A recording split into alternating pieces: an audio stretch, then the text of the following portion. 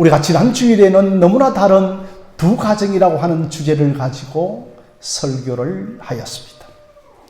제사장 엘리의 가정과 한나의 가정은 여러분 너무도 달라도 달랐습니다. 한나에게는 믿음 좋은 사무엘이라고 하는 아이가 자라고 있었지만 엘리에게는 불량자였던 홈리와 비느하스라고 하는 두 아들이 자라고 있었습니다. 자, 오늘은 하나님께서 사무엘을 부르시는 내용이죠. 여러분 오늘 말씀, 자, 사무엘상 3장 1절 말씀을 화면을 통하여서 한번 보도록 하겠습니다. 우리 한번 함께 읽어보도록 하겠습니다. 시작. 아이 사무엘이 엘리 앞에서 여호와를 섬길 때에는 여호와의 말씀이 희귀하여 이상이 흔히 보이지 않았더라고 하는 겁니다. 여러분, 사무엘이 첫 선지자로서의 그 부름을 받았을 때에는 아이라고 합니다. 이제 갓 청소년기에 접어들었을 때 부름을 받았습니다. 여러분, 영국의 유명한 설교의 항태자라 불리었던 찰스 스펄전 목사님, 10대 후반에 설교했습니다. 그래서 그를 소년 설교자로 불리웠습니다. 그런데 여러분, 사무엘이 부름을 받았을 때에 영적으로 어떤 상태였습니까? 오늘 말씀을 보면 여호와의 말씀이 희귀하여 이상이 흔히 보이지 않았더라고 하는 겁니다. 여러분, 첫째로 하나님의 말씀이 희귀하였습니다. 설교는 많았지만 설교다운 설교가 없었던 것입니다. 둘째로는 이상이 보이지 않았습니다. 영어로는 이상이 비전이고 좀 더 쉬운 말로는 계시가 됩니다. 여러분, 선지자는 하나님께 계시의 말씀을 받아 백성들에게 전하는 직분인데 하나님께서는 철저하게 말씀을 주시지 않았습니다. 그러니 여러분, 이토록 영적으로 어두운 시대에 사무엘이 부름을 받은 겁니다. 그리고 여러분, 2절 말씀을 보면 엘리의 눈이 점점 어두워가서 잘 보지 못하는 때에 사무엘이 부름을 받은 겁니다. 저도 지금 한쪽 눈의 시력은 0.9로 이제 회복되어졌는데 한쪽 눈은 0.2니까 이게 불균형으로 인하여서 여러분 굉장하게 따갑기도 하고 또 힘들기도 하죠. 이렇게 여러분, 엘리는 실제적으로 육체적인 눈이 어두워졌지만 정말 영적으로도 하나님의 말씀과 이상을 백성들에게 전달해 주지 못하고 있었습니다. 우리는 그 시대가 말씀과 이상이 보이지 않았다라고 생각하니까 종교적인 행위마저도 다 끊어졌을 것이라고 생각을 합니다. 그렇지 않습니다. 여러분, 그 당시에도 종교적인 열심은 대단했습니다. 저는 오늘 이 시대가 말씀과 이상이 희귀한 시대라고 생각을 합니다. 우리도 주일이면 얼마나 종교적인 행위를 열심히 하는지 모릅니다. 오늘날 한국의 교회들이 얼마나 많습니까? 그런데 말씀이 희귀하고 복음을 듣지 못하고 있는 겁니다. 큰 교회를 다녀도 말씀의 기간이 심각하고 불교에서 가르치는 윤리나 똑같은 윤리 설교를 하고 있습니다. 그러니 여러분, 엘리 시대 때는 제사도 활발했고 제물도 열심히 드렸고 백성들도 하나님의 성소를 꾸준히 출입을 하였습니다. 우리는 종교적인 행위를 열심을 다하면 하나님과 정상적인 관계를 맺고 있다라고 생각을 합니다. 정말 기독교라고 하는 것이 이렇게 융성한데 특이한 것은 성도들이 복음을 듣지 못하고 있는 겁니다. 더 심각한 것은 듣고 있는 회중들도 이게 복음인지 이게 윤리인지 이게 된장인지 이게 오물인지 그것도 구별을 하고 있지를 못하다고 하는 사실인 겁니다. 자, 그런데 여러분 3절 말씀을 여러분 화면을 한번 보실까요? 3절 말씀. 자, 우리 한번 함께 읽어보도록 하겠습니다. 시작. 하나님의 등불은 아직 꺼지지 아니하였으며 사무엘은 하나님의 궤에 있는 여호와의 전 안에 누웠더니라고 했습니다. 여러분 여기에서 하나님의 등불은 아직 꺼지지 않았다는 것이 굉장하게 중요하죠. 그러니 하나님께서는 아직 이스라엘에 대하여 완전하게 포기하지 않았다는 겁니다. 여러분 여기에서 이제 하나님의 등불은 그 성소 성막의 등불인데 초저녁에 이제 기름 등불을 켜죠. 그러면 이제 아침이 되어지면 제사장이 그 기름 등불을 끄는 겁니다. 그러니까 여기에 아직 등불이 꺼지지 아니하였다는 것은 참으로 새벽 미명이 밝아오기 직전인 겁니다. 바로 그때에 사무엘이 하나님께 부름을 받은 겁니다. 그런데 여러분 오늘 좀 신기한 것은 하나님의 궤가 있는 여호와의 전에 누워 자고 있었다고 그렇게 말씀을 하고 있는 겁니다. 실제로 여러분 성막과 성소에 가보면 그 지성소 옆에 잠잘 곳이 없죠. 그럼에도 불구하고 이렇게 표현하고 있는 것은 아마 그 성소 옆에 사환들을 위한 숙소가 있었던 것 같습니다. 자, 그러면서 이제 4절을 보면 4절에는 화면이 안 나오는데요. 하나님께서 이제 사무엘을 부르십니다. 사무엘아! 부르니까 사무엘이 예! 내가 여기 있나이다. 그러면서 여러분 누구에게로 달려갑니까? 엘리에게로 달려가죠. 당신이 나를 부르셨기에 내가 여기에 있나이다 하니까 얘야, 나 너 부른 적 없다. 다시 가서 누우라고 했습니다. 자, 여러분 이런 사무엘을 부르는 음성이 몇 번까지 들립니까? 3번까지 들립니다. 엘리가 아니 사무엘이 다 이 엘리가 부르는 음성인 줄 알고 그렇게 달려가는 겁니다. 그러니 여러분 사무엘이 은혜는 입었습니다. 사무엘이 은혜는 경험했습니다. 그러니까 어려서부터 엘리에게서 좀 제사법도 배우고 율법도 배우고 또 어머니 한나에게서 하나님에 관하여 많이 배웠을 것입니다. 그런데 하나님의 음성을 들어본 적은 한 번도 없다는 겁니다.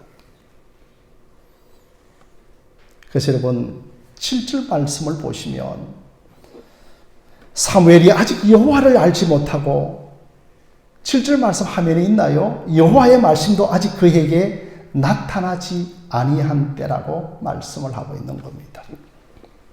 자, 여러분 우리가 누군가에 대하여 좀 지식적으로 아는 것과 체험적으로 아는 것은 많은 차이가 있습니다.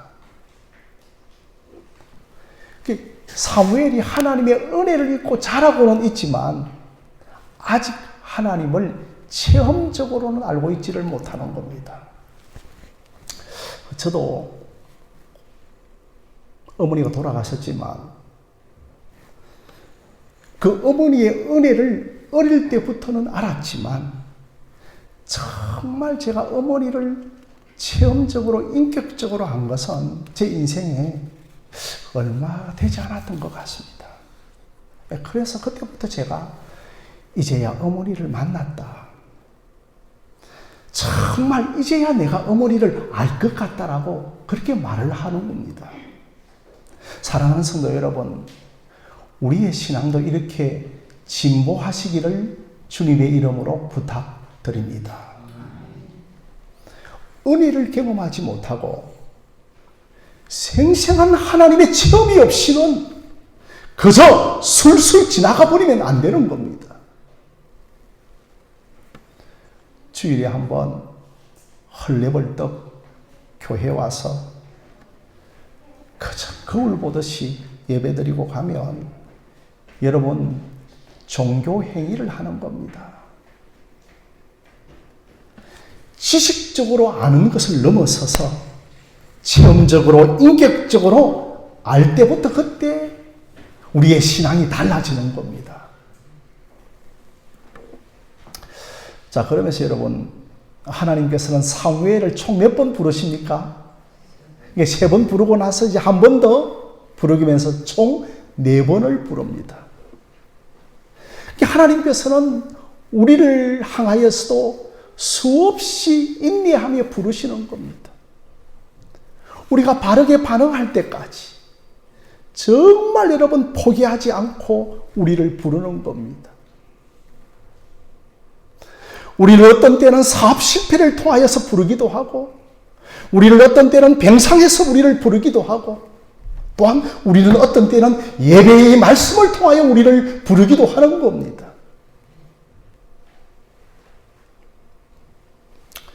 이렇게 여러분 이제 3번째까지 하나님이 부르시는 음성인 줄 알고 모르고 엘리에게로 나가자 이제 엘리가 딱 직감적으로 알게 되었습니다. 아, 이건 하나님이 부르시는 음성이다. 그래서 이제 엘리가 이제 한 가지를 가르쳐 줍니다. 얘야, 한 번 더 하나님의 음성이 들리면 그 하나님의 음성인데 바로 그 자리에서 나에게로 달려오지 말고 여호와여 말씀하옵소서 주의 종이 듣겠나이다. 그렇게 하라고 지시를 합니다. 자, 그러면서 여러분 조금 후에 드디어 이제 4번째로 하나님의 음성이 들립니다. 어떤 음성이 들립니까? 사무엘아, 사무엘아. 여러분 참 하나님께서 우리에게 찾아올 때 늘 2번씩 부르더라고요. 저 모리아산에서 아브라함이 아들 이삭을 단도를 가지고 내리치려고 하는 그 순간에 아브라함아, 아브라함아, 너 아이를 죽이지 말라고 하나님이 다급하게 찾아오시는 겁니다. 사무엘아, 사무엘하고 딱 부르시니까 예, 주여 말씀하옵소서 주의 종이 듣겠나이다.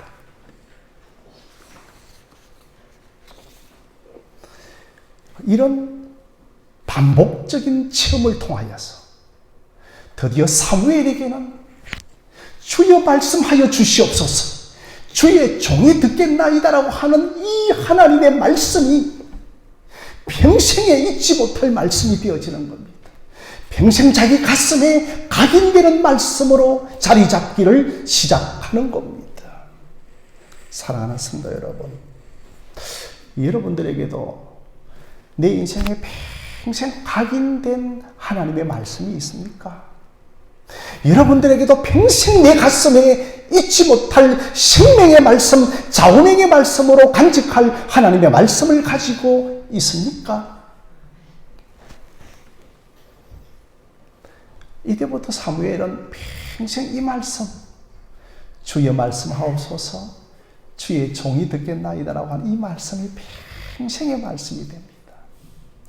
여러분들에게도 평생의 말씀이 있기를 주님의 이름으로 기도합니다. 평생의 말씀이 있는 겁니다. 그래서 여러분, 이 평생의 말씀을 가지고 사무엘은 드디어 사무엘상 15장 22절에 이렇게 고백을 합니다. 우리 앞 화면을 한번 보실까요? 자, 함께 읽겠습니다. 시작. 사무엘이 이르되 여호와께서 번제와 다른 제사를 그의 목소리를 청종하는 것을 좋아하신간지 좋아하시겠나이까? 순종이 제사보다 낫고 듣는 것이 순양의 기름보다 낫습니다. 할렐루야.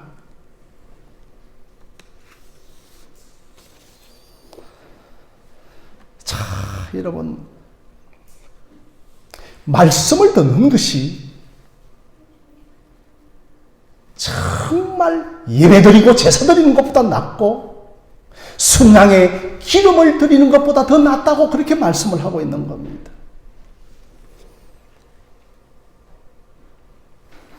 오늘날 설교들이요, 여러분, 유튜브에 들어가면 집사님들 정말 홍수처럼 널려져 있죠, 그죠? 그래서 우리가 이 사람 설교는 이렇고 참 저 사람 설교는 저렇고 정말 우리가 어떠니 저떠니 하여도 여러분들이 하나님을 만나지 않은 조건에서 설교를 평가하는 것은 아무런 의미가 없습니다. 제일 먼저 여러분 하나님의 말씀을 듣는 데서부터 시작합니다. 할렐루야. 아무리 순양이 많아도 소용없습니다.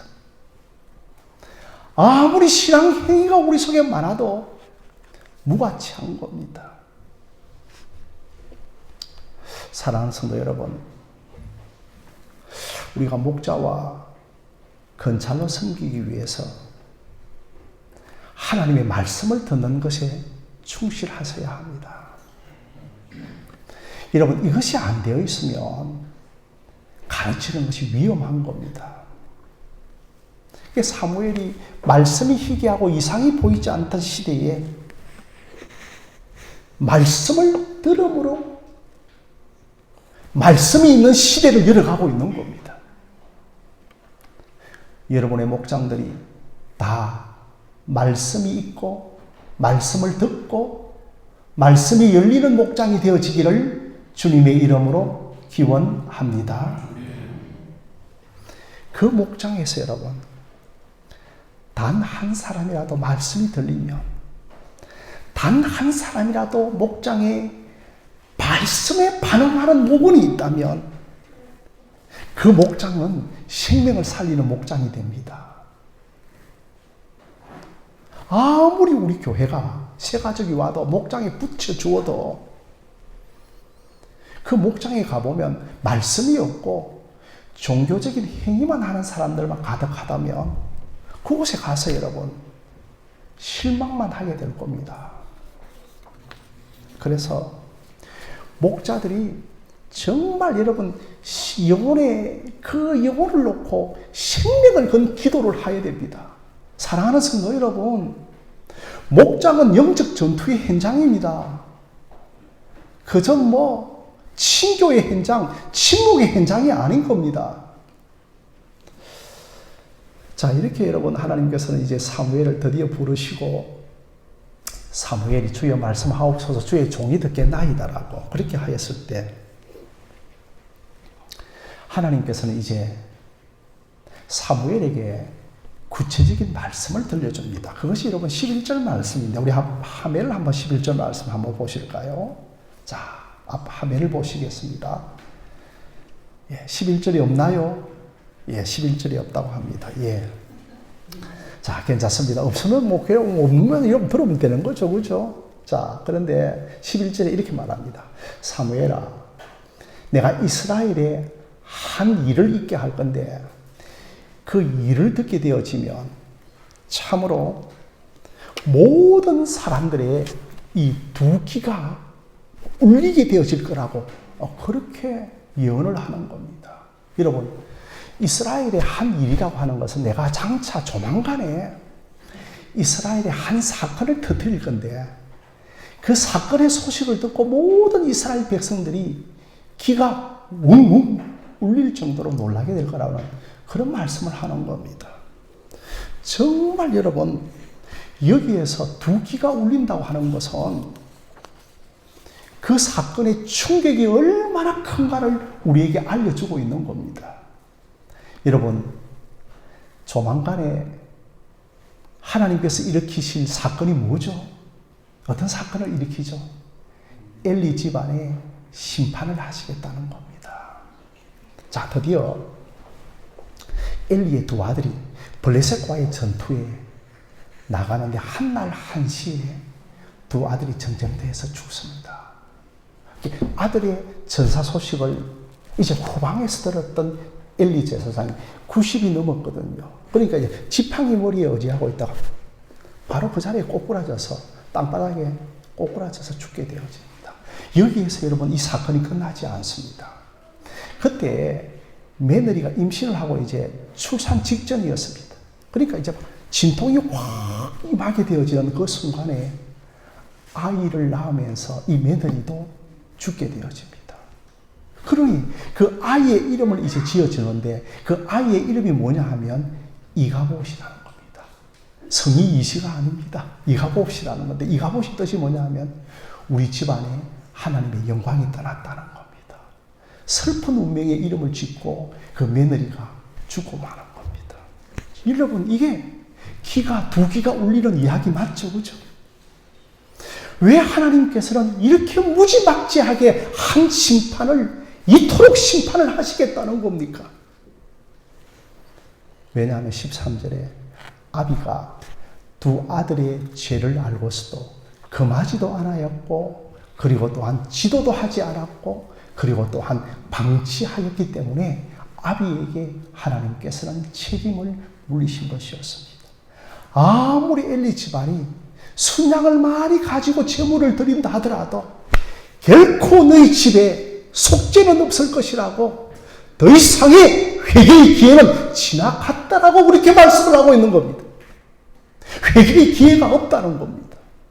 여러분 얼마나 두 귀에 울리는 무서운 소리가 됩니까?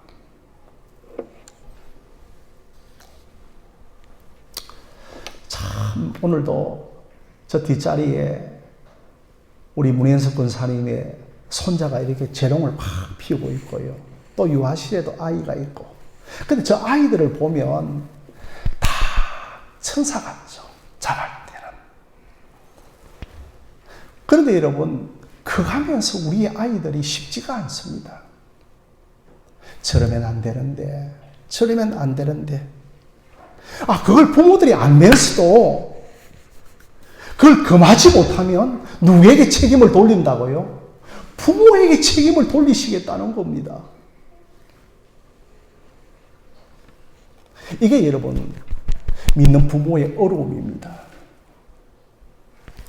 그렇다고 사랑하는 성도 여러분, 자녀의 구원을 포기하지 말기를 주님의 이름으로 부탁드립니다.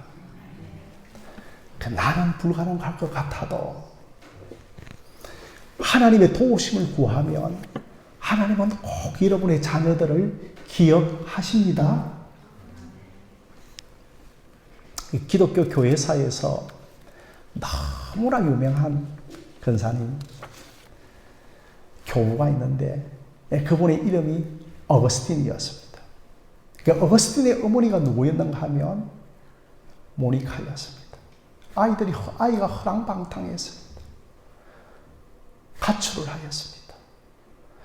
참 엄난한 여인과 동거를 했습니다. 그런데 그 자식을 놓고 몇 년간 기도했는가 하면 무려 모니카는 30년을 기도했습니다.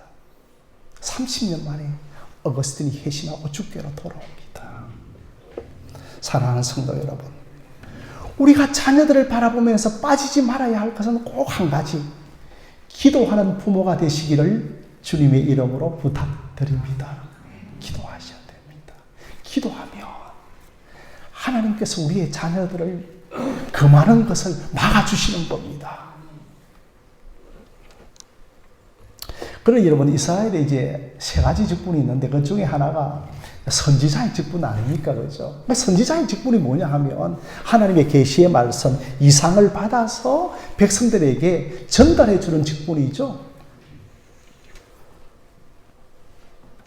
그런데 여러분, 이제 첫 선지자로서, 선지자로서의 첫 사명이 뭐냐 하면 자기가 섬기고 모시고 있는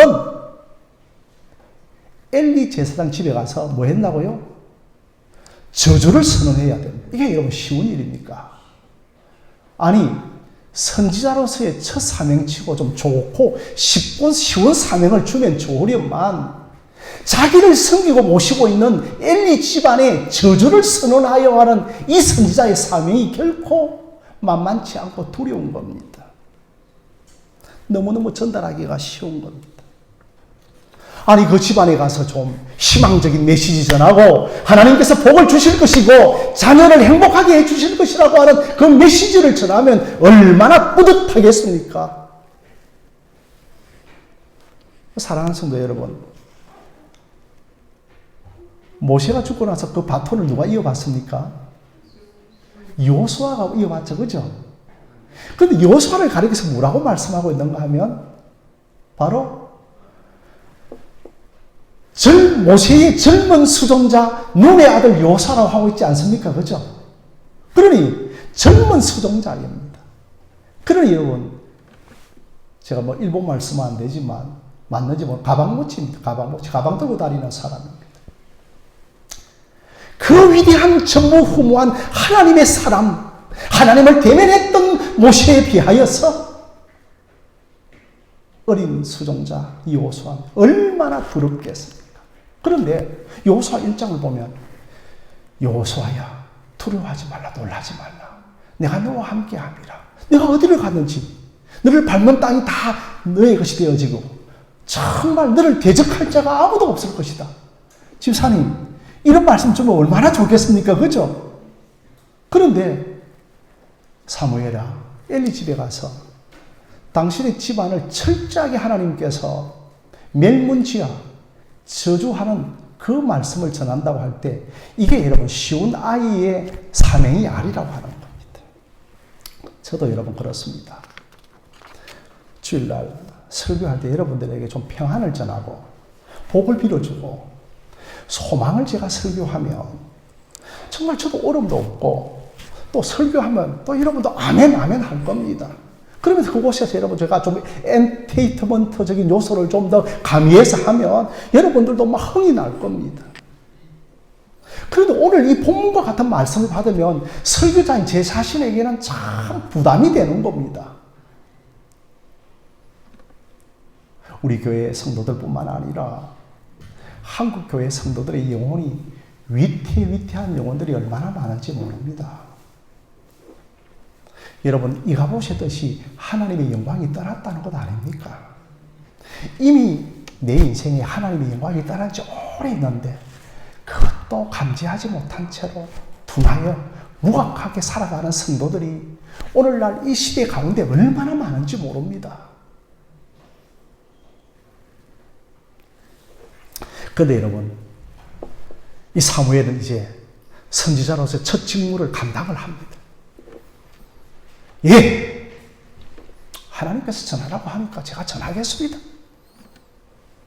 그러니까 이런 면에 있어서 여러분, 사무엘은 거짓 선지자가 아니고 참 선지자였던 겁니다. 나중에 여러분 사무엘상 7장에 가서 여러분 블레셋 군대에게 이 법궤를, 언약궤를 빼앗겨 버리는 겁니다. 그러니까 이스라엘 백성들과 장로들이 와서 선지자여! 우리에게 지금 제일 중요한 것은 저 빼앗긴 법궤 가지고 오십시다 하는 거예요. 그때 딱 중심을 사무엘이 잡고 뭐 하냐면 지금 법궤를 가져오는 것이 능사가 아니다. 그거 잘못하면 개짝이야, 개짝. 이거 여러분 개짝이면 개짝. 하나님의 임재가 있어야 돼. 하나님의 신명이 있어야 돼. 딱 사무엘이 중심을 잡고 미스바로 모이라. 회개가 먼저 필요하다. 그래서 미스바에서 회개운동을 딱 펼칩니다. 그 이름은 사무엘상의 7장의 미스바 회개운동입니다. 그때 법궤가 돌아오는 거예요. 그러니 여러분, 이 아이가요, 참된 선지자죠. 사랑하는 성도 여러분, 참된 선지자가 있고 거짓 선지자가 있다면 참된 회종이 있고 거짓 회종도 있다는 겁니다. 이것 어찌 하시겠습니까? 여러분, 거짓 회종의 특징은 뭐냐 하면 말씀을 자기에게 유익한 것만 듣는 것이 거짓 회종의 특징입니다. 오늘 이 말씀 정말 박 집사님이 와셔서 들었으면 좋겠는데 이게 여러분 거짓 회종의 특징이라는 겁니다. 가장 거짓 회종의 특징이 누구냐 하면 이스라엘의 초대왕이었던 사울이었습니다. 사무엘은 오지 않고 전쟁은 조급해지고 적군은 몰려오는데 자기가 제사장 직분을 감당해 버립니다. 자기가 제사를 드리는 겁니다. 그래서 사무엘이 딱 와서 그 사무엘상 15장 22절에 순종이 제사보다 낫고 순양 드린 것이 제사보다 더 낫다고 하는 겁니다. 그것이 여러분 그때 그런 말씀이 나온 겁니다. 여러분 19절 말씀을 한번 함께 보도록 하겠습니다. 19절 말씀 보실까요? 자, 19절 말씀 없나요? 예. 자, 19절에는 이제 사무엘이 이제 드디어 자람의 여호와께서 그와 함께 하셔서 사무엘의 설교가 땅에 하나도 떨어지지 않았다고 하는 거예요. 사랑하는 성도 여러분, 우리가 조금 전에 1절을 시작할 때는 말씀이 희귀하게 이상이 보이지 않았죠. 그런데 지금 어떻게 되어지냐면 사무엘의 말씀이 하나도 땅에 떨어지지 않고 있는 이토록 놀라운 변화가 일어나고 있는 겁니다. 그러니 여러분, 사무엘의 말이 땅에 하나도 떨어지지 않았다 이 말은 사무엘의 말씀이 이스라엘 전체를 살렸다는 겁니다. 영적 불임의 시대에서 새 생명의 역사가 일어나고 있는 겁니다. 사랑하는 성도 여러분, 우리 하늘신 교회가 영적 불임의 교회에서 우리 하늘신 교회가 새 생명의 역사가 일어나는 교회가 되어지기를 바랍니다. 그러면 이 새 생명의 역사는 무엇과 함께 오는가? 이 새 생명의 역사는 말씀과 함께 오는 겁니다. 그 생명에게, 그 영혼에게 말씀이 쫙 들어가고, 여러분 이해하고 들으십시오. 이 자리에 그러면 한 분도 안 계시지만 나도 모르게 이렇게 설교 듣는 사람이 있습니다. 이게 여러분 자세가 아닙니다. 습관이 아닙니다. 영적인 현상입니다. 나도 모르게 하나님의 진리가 들어오는 것을 내 육체적으로 반응하는 겁니다. 진리를 거부하는 겁니다. 나는. 이게 눈에 보이는 겁니다. 그런데 여러분, 그 영혼에게 하나님의 말씀이 들어가고 그 영혼이 드디어 이제 말씀을 듣기 시작하면 그 교회는 살아나는 겁니다. 그 가정은 살아나는 겁니다. 그 목장은 살아나는 겁니다. 그 영혼은 살아나는 겁니다. 그 엘리 제사장의 시대에 가장 영적인 암흑기였습니다. 하나님께서는 이 영적인 암흑기에 군사력을 확충하자 이렇게 하지 않았습니다. 법과 제도를 뜯어고치자 이렇게 하지 않았습니다. 제단을 아름답게 하자, 제단을 장식하고 꾸미자 이렇게 하지 않았습니다. 너희들의 내면을 가꾸라. 너희들의 내면을 코스메틱 하라는 겁니다. 너희들의 내면을 가꾸고 장식하라는 겁니다. 너희들의 내면에 하나님의 생명이 없다는 겁니다. 너희들의 안에 하나님의 생명이 들어가야 된다. 하나님의 기운이 들어가야 된다. 하나님의 호흡이 들어가야 된다. 하나님의 숨길이 들어가야 된다. 말씀 앞으로 나오라. 그 말씀이 기꺼이 들어질 때 그 교회는 생명이 있고 우리에게는 생명이 있는 것입니다. 여러분 20절은 여러분 이제 우리 방송실에 잘못하고 있는 것이 아니고 제가 잘못하고 있습니다. 제가 다 전달하지 못해서 방송실에서 자료를 올리지 못하는데요. 20절 말씀 보시면 이렇게 되어 있습니다. 20절 말씀 보실까요? 자, 20절 말씀 우리 한번 함께 읽겠습니다. 시작. 단에서부터 보엘세바까지 온 이스라엘이 사무엘은 여호와의 선지자로 세우심을 입은 줄을 알았다라고 하고 있습니다. 여러분 여기에서부터 이제 단에서부터 보엘세바까지가 지명적으로 어떤 곳이냐 하면 이 단은 가장 이스라엘의 북단입니다. 그리고 여러분 보엘세바는 이스라엘의 가장 남단이죠. 그러니까 우리나라 말로 하면 할라에서 백두까지입니다. 보엘세바가 할라고 단이 백두가 되어지는 겁니다. 그러니까 여러분, 이스라엘 전체가 사무엘은 하나님이 세우신 선지자구나. 사무엘이 하나님께서 내 기름 부어주셔서요, 나 기름 부음 받은 선지자요, 그렇게 외치지 않고 떠들지 않았다는 겁니다. 말씀을 들어보니까 하나님께서 기름을 붓고 있구나. 말씀을 들어보니까 하나님께서 세우신 선지자구나. 우리는 다 영물이기 때문에 그 정도는 감지를 한다는 겁니다. 떠들어서 되는 것 아닙니다. 하나님께서 사무엘을 세우신 줄로 믿습니다. 저도 마찬가지입니다. 사랑하는 성도 여러분. 하나님이 저를 세워주시면 세워주는 것이고, 하나님이 저를 만약에 안 세워주시면 저도 무명으로 빛도 없이 이름도 없이 이 땅에서 사라져 가야 하는 겁니다. 그러나 제가 기도하는 것은 첫째로 우리 교회가 참된 복음의 영적 진원지가 되게 하여 주시옵소서. 둘째로 이 교회가 부흥의 터가 되게 하여 주시옵소서. 셋째로 우리 하늘심 교회가 복음의 도구가 되게 하여 주시옵소서. 저는 이렇게 쉬지 않고 기도합니다. 그 외에는 하나님의 주권에 다 맡겨야 됩니다. 교회가 막 문을 닫으면 문을 닫는 거고, 성도가 떠나면 떠나가는 거고, 저를 하나님께서 목사로 내려앉혀버리면 저도 내려앉아야 되는 겁니다. 사랑하는 성도 여러분, 말씀을 맺고자 합니다. 내 생애에 생생한 살아있는 말씀이 있다고 하는 것은 복 중에 복입니다. 나 왜 20대에 그런 복이 없었을까? 나 왜 30대, 40대, 50대, 60대에 그런 복을 받지 못했을까? 정말 그때는 그것도 모른 채 다녔는데 정말 하나님의 말씀, 복음이 내 영혼을 살리는구나. 말씀이 다르구나. 제가에게 복음이 들리고 나서 10년 전에 제게 복음이 들렸습니다. 그때부터 제가 하루에 5시간 동안 성경을 연구했습니다. 하고 나니까 눈이 흐려지더라고요.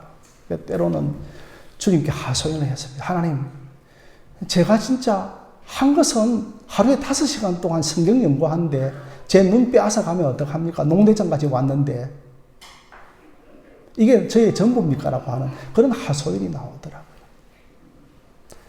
그런데 제가 단 한 번이라도 설교하더라도 정말 윤리 설교를 하지 않고 복음을 전하고 신령을 전한다면 할렐루야인 줄로 믿습니다. 십자가 복음이 다 이런 거구나.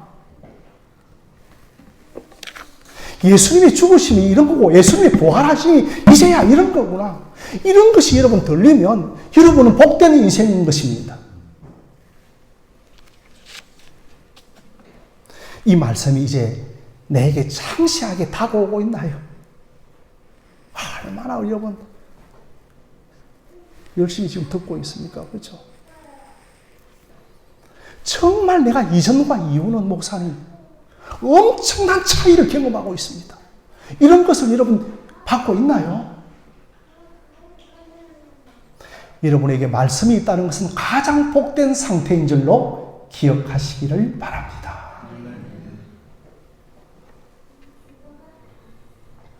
한 사람이 바로 서니까 이 브엘셰바에서 좀 내려가면 여러분 애굽입니다. 그러니까 여기에서 우리의 할아버지 아브라함이 애굽으로 내려가 가지고 아내를 누이라고 속이는 것이 브엘셰바입니다. 이 브엘셰바에서 단까지의 거리가 298km입니다. 그렇게 큰 거리는 아니죠. 할라에서 백두까지는 굉장히 긴 거리죠. 그런데 한 사람이 말씀으로 바로 서니까 나라 전체가 살아나는 겁니다. 내가 가정에서 말씀으로 바로 서면 우리 가정이 살 줄로 믿습니다. 희망이 없는 겁니다. 우리 가정에. 우리 교회에 다른 희망 없습니다. 내 한 사람이, 내 목자가, 내 건찰이 바로 서면 우리 교회가 살고 여러분의 가정이 살고 목장이 살 줄로 믿습니다. 저와 여러분들이 한 사람의 사무엘이 되어지기를 주님의 이름으로 부탁드립니다. 그리하여서 정말 말씀이 들려지는 은혜가 저와 여러분들에게 생생하게 나타나기를 주님의 이름으로 간절하게 축원드립니다.